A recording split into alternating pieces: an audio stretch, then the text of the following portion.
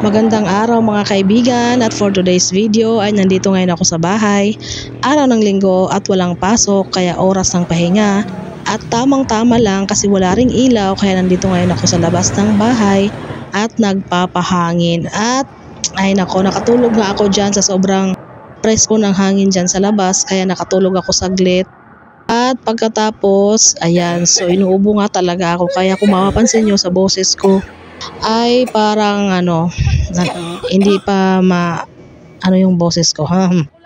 Kaya ayan, so alas 3 na ng hapon at oras ng merienda kaya nakapagluto nga pala ako dyan ng fishball, at yan yung aming merienda. Tapos yung aking kapatid naman ay nagluto ng pancake, tapos si mother habang naglalaba ay nagluto din siya ng ginataang kamuting kahoy o yung malanghoy dito sa amin.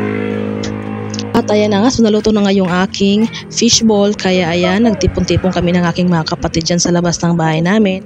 At syempre, oras na rin ng merienda. So ayan yung aming merienda. Ito yung fishball na ginawa ko. Tapos yan yung sausawan, suka na may bawang, may sibuyas at may sili. O, diba? Tapos syempre may juice, iced tea lang din naman yan. At ayan, so chika time habang kumakain. So ito na rin yung aming mga bonding time dito sa bahay kapag nagtitipon-tipon kami ng aking mga kapatid. So yung ibang kapatid ko naman ay nandun na miesta, ha. So ang iba naglakwat siya. May kanya-kanya silang kasi wala nga namang ilaw kaya ayan. At syempre, hindi rin mawawala yung aming chika-chikahan dyan. Kaya ayan, habang kumakain ay nagmamarites, ha. May nakita rin pala kami dito na nagmumotocross o motorcross.